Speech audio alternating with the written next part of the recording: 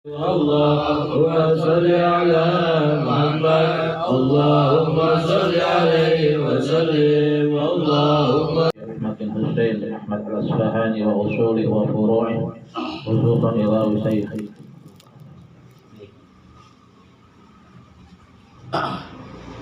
وأصولهم وفروعنا بأسرارهم وأنوارهم وعلومهم ونفحاتهم وبركاتهم في الدين الرجيم. بسم الله الرحمن الرحيم. الحمد لله رب العالمين الرحمن الرحيم مالك يوم الدين إياك نعبد وإياك نستعين آمين. بسم الله الرحمن الرحيم. Alhamdulillah Rabbil Alamin wa bihi nasta'inu ala umuri dunya waddin. Ishrah li sadri wa yassir li amri wahlul 'uqdatam min lisani yafqahu qawli. Ma'asyiral muslimin jamaah Majlis Ta'lim Darul Qurba rahimakumullah. Wabil khusus yang sama-sama kita hormati Bapak Sekretaris Desa, Bapak Idrus, yang sama-sama kita hormati Sahibul Bait Al-Mukarram Al-Ustaz Muhammad Lutfi beserta keluarga, para asatidz yang hadir, di antaranya Ustaz Fauzan, Ustaz Muhammad Syauqi, juga Ustaz Tulus Sarmobi, ya, orang-orang tua saya yang hadir, ada Pak Daim, Pak Zainuddin, Abah Zainuddin, ya, ada Abdul Latif, Pak Abdul Latif, ada juga Cang Idrus, ya, satu lagi, ya, tabi'u fihi ilman sahalallahu lahu tariqan ilal jannah. Siapa orang yang meniti jalan untuk mencari ilmu, ya, sahalallahu lahu tariqan ilal jannah, maka Allah mudahkan, ya, jalan menuju surga insyaallah. Salawat dan salam marilah sama-sama kita sampaikan kepada junjungan alam baginda Rasul Nabi kita Muhammad sallallahu alaihi wasallam, yang serta keluarga, sahabat, tentu kepada seluruh pengikutnya yang setia, yang menjalankan sunnah-sunnah beliau, menjalankan ajaran beliau hingga akhir zaman. Ya, mudah-mudahan kita semua yang hadir yang mendapat surga nanti di yaumil qiyamah. Amin ya rabbal alamin. Bapak-bapak jamaah yang dirahmati Allah Subhanahu wa taala, ya, minggu yang lalu kita sampai kepada, ya, pasal yang mewajibkan mandi, ya. Ya, ada 6, yaitu yang berhubungan dengan laki-laki dan perempuan, iltiqa'ul khitanain, bertemunya dua khitan, keluar mani, mati, dan yang 3 khusus buat perempuan, yaitu haid, nifas, dan wiladah. Pada malam hari kita masuk ke pasal yang baru. Ya, qala sayyidul muallif rahimahullah wa nafa'ana bihi wa bi 'ulumi fid dharain amin. Qala radhiyallahu anhu. Aslun wa fara'idul ghusli thalathatu asya'. An-niyatu wa izalatun najasati in kanat ala badanihi wa isalil ma'i ila jami'i syahri wal basharah. Ya, sampai dulu, ya. Faslun, ini satu pasal. Wa fara'idul ghusli salasatu asya'. Adapun fardu-fardunya mandi itu ada 3 perkara. Dalam redaksi yang lain, ya, fardu disebut juga arkan, rukun. Ya, kalau disebut rukun, fardu itu sama. Dalam artian fardu ataupun rukun itu harus ada dalam satu amaliyah. Ya, kalau tidak ada dalam satu amaliyah, maka nggak sah untuk kita punya. Umpama sholat. Ya, umpama sholat, fardu sholat apa rukun sholat? Baca suratul Fatihah. Ketika kita sholat meninggalkan suratul Fatihah dengan sengaja, maka sholat kita tidak sah. Jadi tidak boleh tidak. Ya, harus ada dalam satu amaliyah. Ya, tapi kalau sunnah, kalau nggak ada, jadi masalah. Fardunya mandi salah satu asya, ada 3 perkara. Yang pertama adalah an-niyatu, yaitu niat.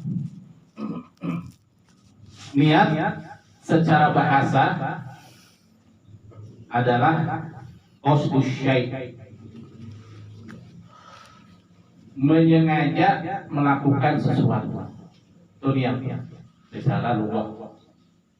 Sedangkan secara istilah menurut mazhab Asy-Syafi'iyah, mazhab Imam Asy-Syafi'i dan ashabnya, yang dikatakan niat adalah qasdus syai'i muqtarinan bi fi'lihi, menyengaja melakukan sesuatu, ya, qasdus syai' muqtarinan bi fi'lihi, yang berbarengan dengan perbuatannya. Ketika kita mau ibadah, ya, dimulai dengan niat. Kalau tidak niat, maka ibadah kita tidak diperhitungkan oleh Allah Subhanahu wa Ta'ala. Nah, makanya niat ini sebagai yang pokok dalam setiap ibadah. Bisa dinilai sebagai ibadah kalau niat kita betul. Kalau niat kita mencong, salah, nggak jadi nilai pahala, nggak ada nilai di sisi Allah Subhanahu wa Ta'ala. Yang menjadi landasan bahwa ya, melandaskan kepada hadis ini, ya. Bunyinya innamal a'malu binniyati wa innama likulli imri'in ma nawa. Fa in kanat hijratuhu ila Allah wa rasulih fa hijratuhu ila Allah wa rasulih. Wa man kana hijratuhu lidunya aw imra'atin yankihuha fa hijratuhu ma hajara ilaihi. Ini hadis ada asbabul wurudnya. Ya, kalau Quran ada asbabun nuzul. Ya, karena Quran itu turun, ya, dari malaikat Jibril kepada baginda Rasul Shallallahu Alaihi. Tapi kalau hadis ada asbabul wurud, sebab-sebab Rasul mensabdakan ini hadis, apa sih sebabnya? Gitu. Ketika Rasul Shallallahu Alaihi Wasallam hijrah, ya, dari Mekah ke Madinah, semua sahabat ikut, ya. Semua hijrah karena Allah Subhanahu wa Ta'ala, ingin mengharap ridho Allah Subhanahu wa Ta'ala. Tapi ada satu sahabat yang niat hijrah itu bukan karena Allah, yang bernama Ummu Qais. Nah, ini cerita masyhur di kalangan sahabat. Dia hijrah ke Madinah lantaran pengen nikahi cewek. Ya, Rasul tahu. Ya. Rasul tahu. Makanya hadis ini dilontar kalau baginda Rasul Shallallahu Alaihi Wasallam.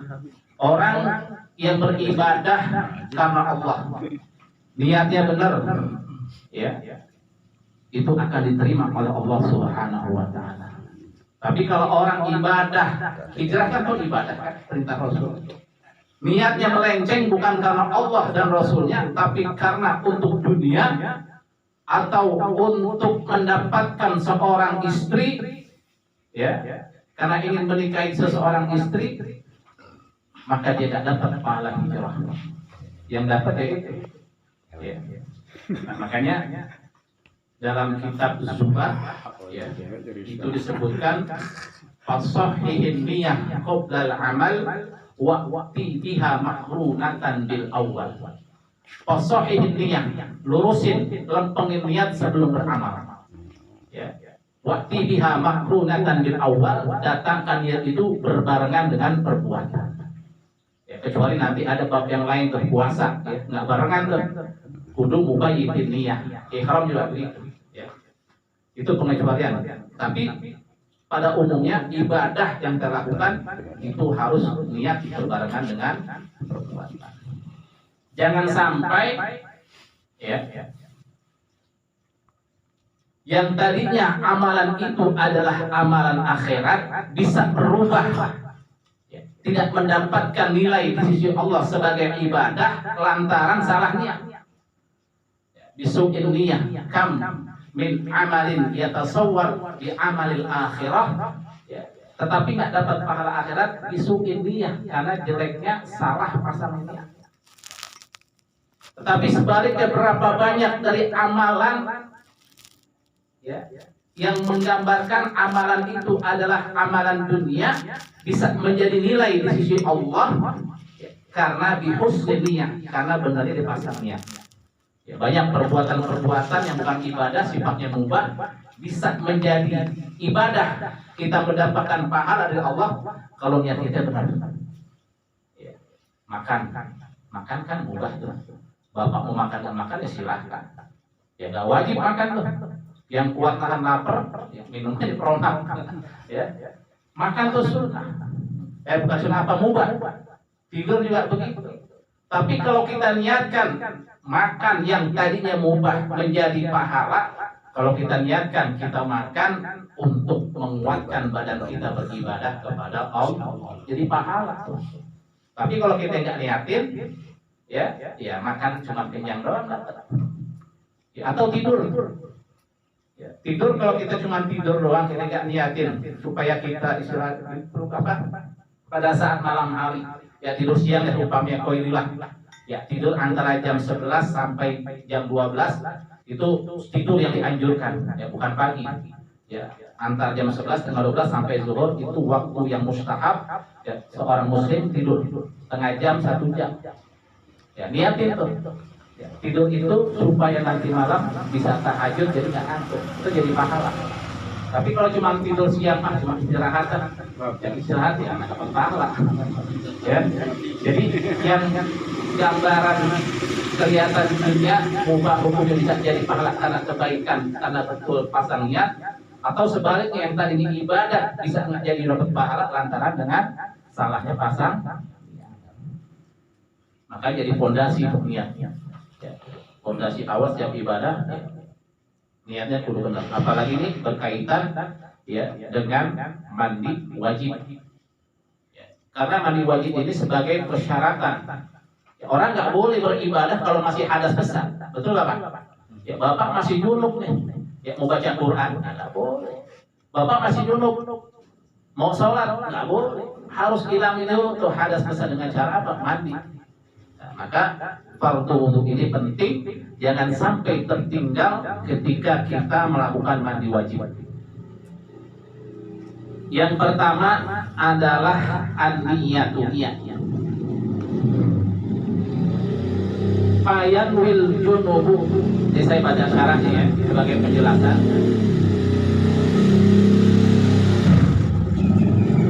Fayanwil junubu, maka niatnya orang yang junub, raf'al jinabati, mengangkat janabah, awil hadatsil akbar, wa nahwa dzalika, atau yang seumpama dengan itu.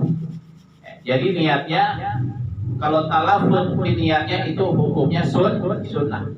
Ya, sebelum jembar kita mengguyurkan satu guyuran ke anggota badan kita, ya talaffuz niat. Ya. Apa yang kita baca? Nawaitul ghusla, ya, li raf'il hadatsil akbar, itu boleh. Ya, atau nawaitul ghusla li raf'il jinabah, itu juga boleh. Ya. Fardhan lillahi ta'ala. Baru terguyur dalam hati niat. Tadi talaffuz bin niat.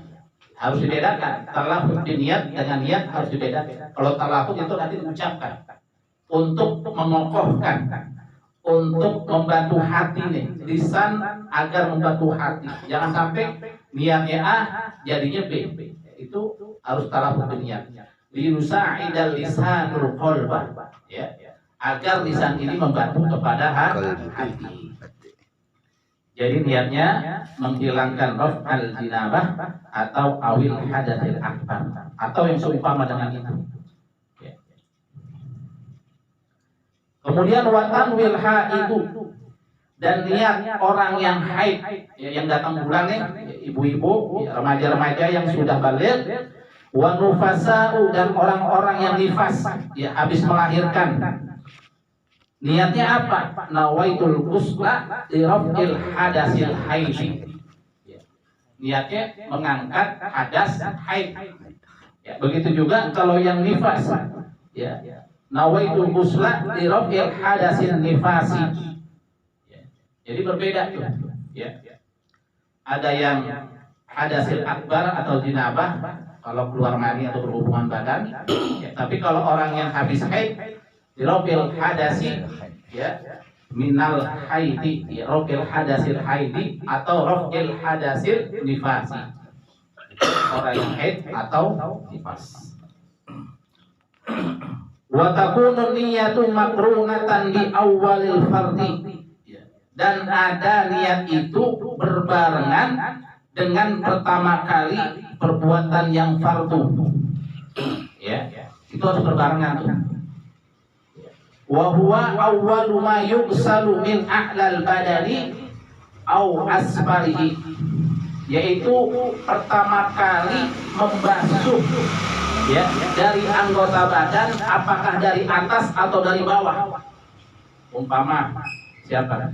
Alwikdan mau mandi besar nih, mungkin mimpi malam mimpi jadi raja dan ratu, ya, pas bangun lihat kolornya ada tuh bekasnya, walaupun udah kering. Mimpinya jam 9, bangun jam 4, udah kering tuh. Ya lihat ada bekasnya, mandi, ya. Ketika membasuh basuhan yang pertama, mau dimulai dari pala dulu silahkan, mau dimulai dari badan yang tengah dulu silahkan, atau dari bawah silahkan.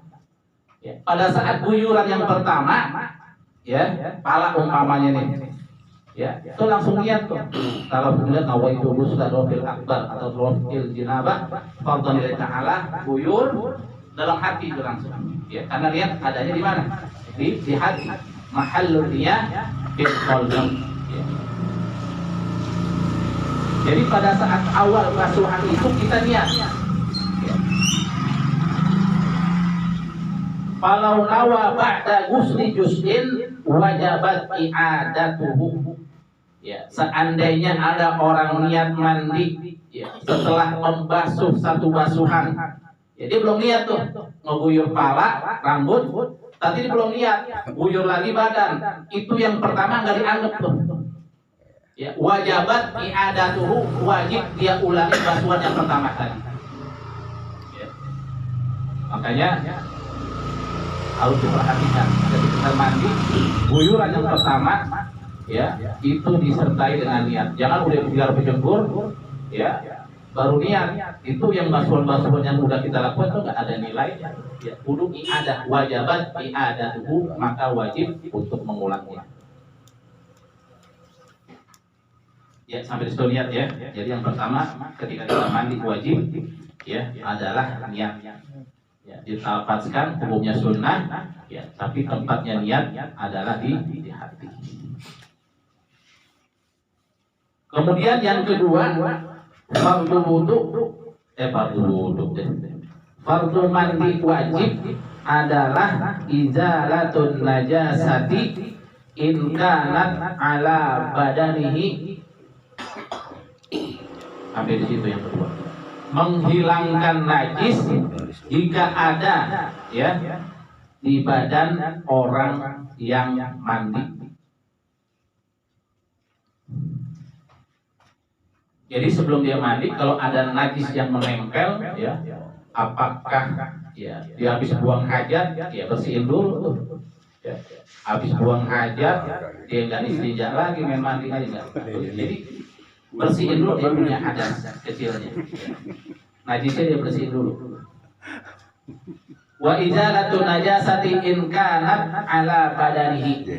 Ya, menghilangkan najis apabila ada pada badan ai al-mughtasilu, orang yang mandi. Wa hadza, dan ini ma rajjahahu ar-Rafi'i, adalah pendapat yang dikuatkan oleh Imam Ar-Rafi'i. Ya. Wa alaihi, dan atas pendapat ini fala yakfi, maka tidak cukup guslatun wahidatun, satu basuhan, ya, satu guyuran, anil hadasi wan najasati, ya, untuk menghilangkan hadas juga untuk menghilangkan najis. Jadi nggak bisa tuh, ya. Kalau Imam Ar-Rafi'i, ya, harus terpisah, hilangin najisnya dulu, baru bisa mengangkat hadas besarnya.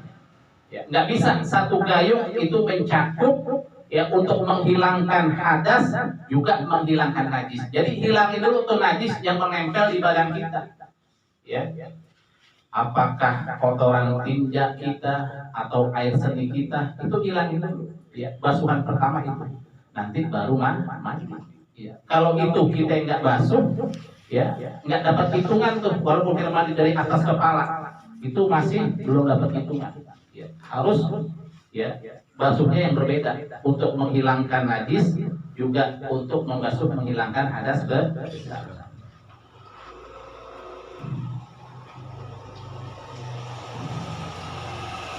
Kemudian warajjaha an-Nawawi. Nah, ini berbeda lagi. Ya. Kalau dalam fikih biasanya Imam Nawawi dan Imam Ar-Rafi'i. Ini berdua musuh bebuyutan. Yang satu A, yang satu B. Ya. Antara Imam Rafi'i, Imam Nawawi, ya, biasanya yang dipakai, ya, yang lebih unggul adalah Imam Nawawi. Warajjaha an-Nawawi, dan dikuatkan pendapat Imam An-Nawawi al-iktifa'u, maaf, warajjaha an-Nawawi al-iktifa'a, jadi maf'ul, ya, dan dikuatkan oleh Imam An-Nawawi, ya, al-iktifa'a, memadai, cukup, biguslatin wahidah, ya, dengan satu basuhan atau guyuran, anhuma, ya, dari keduanya, ya, menghilangkan najis juga mengangkat hadas. Ini menurut Imam Nawawi.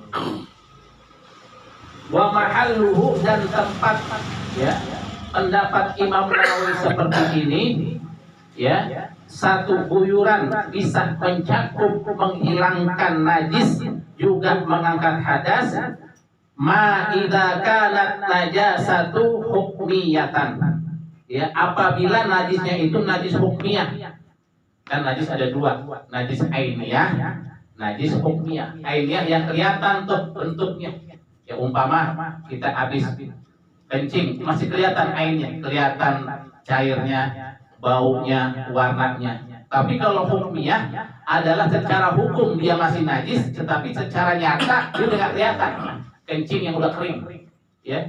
Umpama kita, sarung kita nih, apa namanya, badan kita kena kencing, ya, bayi, ya, atau kencing bocah, udah kering, itu kan nggak kelihatan tuh, ya. Baunya nggak ada, warnanya nggak ada, cairnya nggak ada, itu dihukum tetap najis, tapi najis hukmiyah. Ya, kalau menurut Imam An-Nawawi, ya, kalau seandainya najis itu adalah najis hukmiyah, maka cukup satu basuhan bisa menghilangkan najis juga bisa menghilangkan hadas. Ya. Amma idza kanat najasatu ainiyatan, ya, ini dirinci nih sama Imam An-Nawawi. Ya, kalau najisnya hukmiyah, satu guyuran cukup tuh untuk menghilangkan najis juga menghilangkan hadas. Tapi kalau najisnya ainiyah, kelihatan tuh bentuknya, kotorannya atau apa yang menempel di badan kita, ya, wajaba ghuslatani anhuma, maka wajib membasuh 2 kali. Ya, kalau hukmiyah cukup 1 kali, tapi kalau najisnya ainiyah itu 2 kali. Pertama untuk menghilangkan najis, yang kedua untuk mengangkat hadas. Kemudian yang ketiga, rukun daripada mandi wajib, wa isalul ma'i ila jami'i sya'ri wal basyarah, ya, menyampaikan air ke seluruh rambut, wal basyarati, dan kulit. Jangan sampai ada yang kelewat tuh, rambut yang tebal, yang tipis, yang kelihatan atau yang nggak kelihatan. Ya, banyak kan rambutnya dari kepala, ada alis, ada ini, ada bulu hidung, ya. ada kumis, ada jenggot, ada bulu ketek, sampai ke bawah. Ya, itu jangan sampai lewat tuh. Nah, begitu juga kulit-kulit yang ada di badan kita, luar dalam, ya, lipatan-lipatan itu jangan sampai ada yang lewat.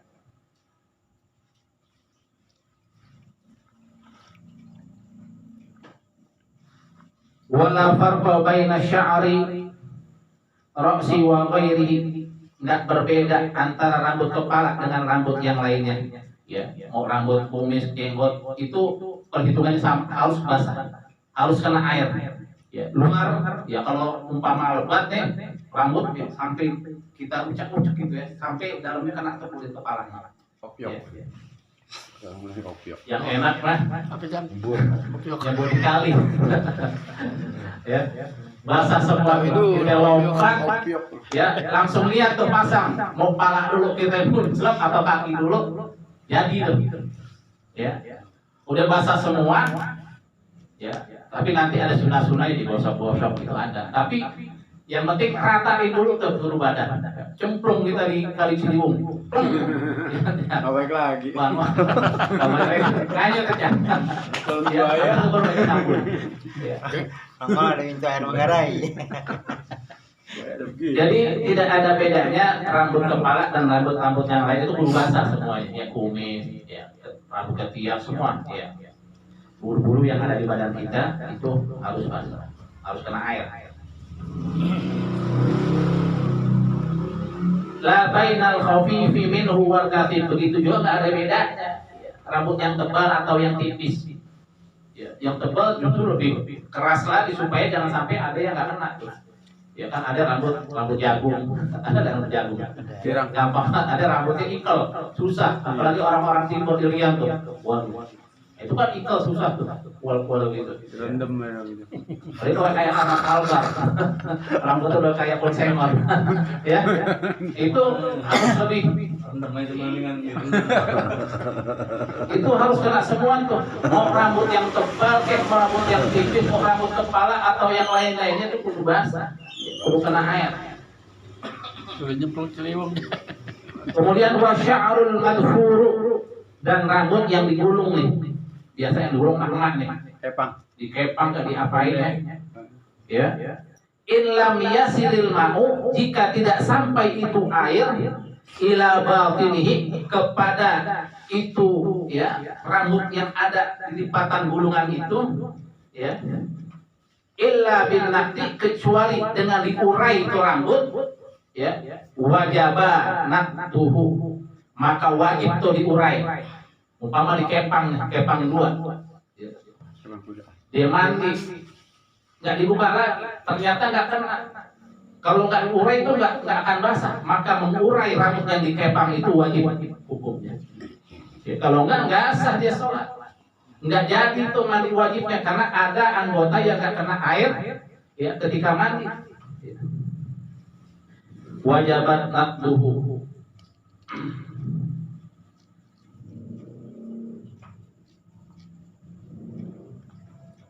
Kemudian wajibu ghuslu ma dhahara min somakhai udunaihi, dan wajib mengguyur, membasuh ya apa yang tampak dari dua lubang ya, lubang telinga nih, bagian dalam ya. Ini harus kena juga nih. Makanya disunahkan nanti kita di celah-celah ini di celah-celah begini ya, kuping. Ya, jangan sampai ada yang kelewat nih, ya. Celah-celah yang ada di dua telinga kita. Dulu bagian dalamnya. Dalam telinga.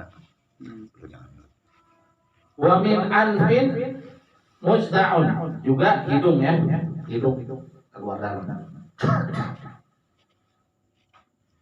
Wa min syukuki badanin, juga celah-celah badan, ya lipatan-lipatan yang ada, ya lipatan. Ya biasa di persendian-persendian di bawah dengkul, ya di paha, ya, lipatan-lipatan itu juga harus kena air.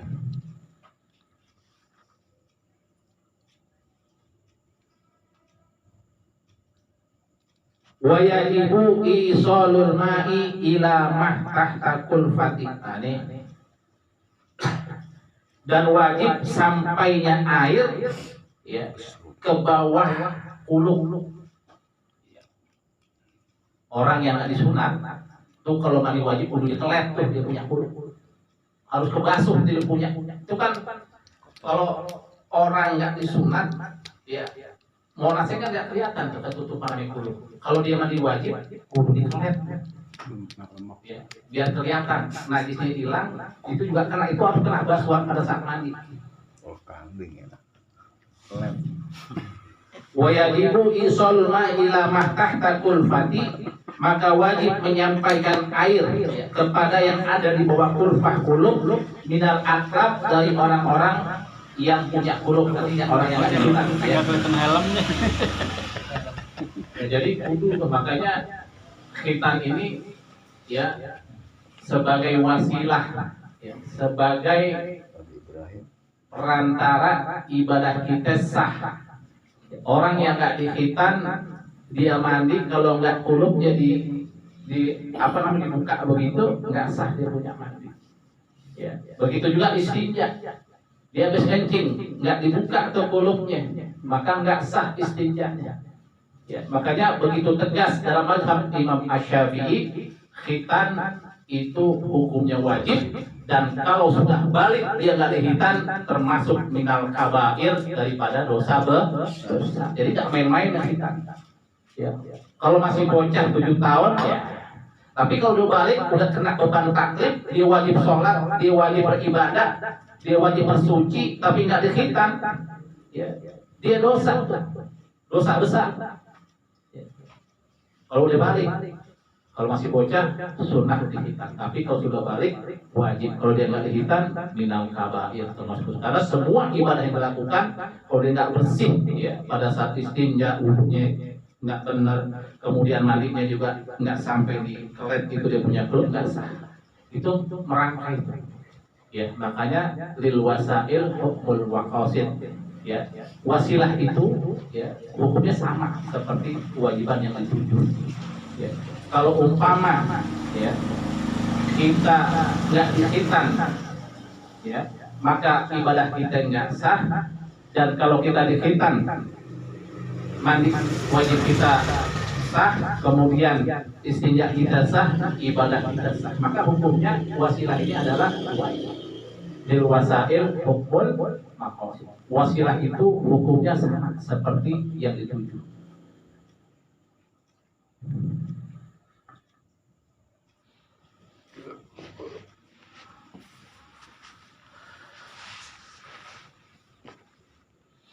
Wa ila ma yabdu min fardil mar'ah. Ya begitu juga ya kemaluan perempuan nih. Ya, yang tampak zahir ya inda qu'udiha li qada'i hajatiha. Bisa juga ya kemaluan perempuan yang tampak ketika dia duduk ya untuk membuang hajatnya, itu bagian depannya itu pun harus dibasuh.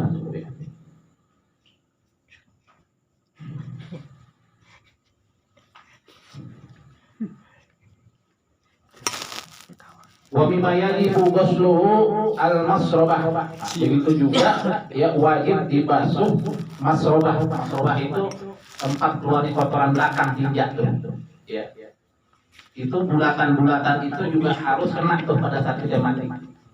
Ya, jangan sampai nggak kena.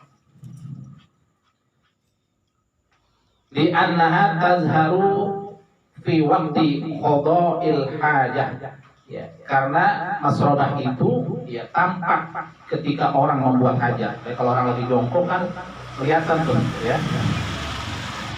Maka itu wajib ya sampainya air ke dalam masrabah. Lanjut atau cukup jam berapa tadi? 10. Sambung ya.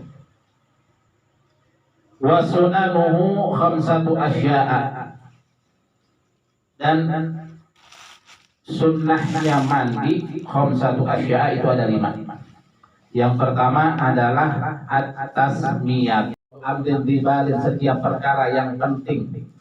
La yubda bi bismillah, yang tidak diawali dengan bismillah bahwa aqaq, maka terputus. Artinya apa? Qalilun wa naqisul barakah. sedikit dan berkurangnya keberkahan. Mau makan baca bismillah berkah nggak? Jangan sampai ntar jin ikut makan, ya nggak kenyang kita. Ya itu amalan sunnah, tapi kita amalkan menjadi nilai pahala buat kita. Ya ma yusabu ala fi'li wa la yu'aqabu ala tarki, itu definisi sunnah. Kalau kita lakukan perkara yang sunnah, maka kita akan mendapatkan pahala. Tapi kalau kita tinggalin, ya apa yang ada dosa, cuma rugi. Jangan ngejar yang wajib, sunnah kita lupain. Ya, sunnah perlu juga bisa sebagai penambal perkara-perkara yang fardu. Ya, dengan kita melaksanakan yang sunnah-sunnah, ya maka itu akan menambah ya nilai pahala kita di sisi Allah Subhanahu wa Ta'ala.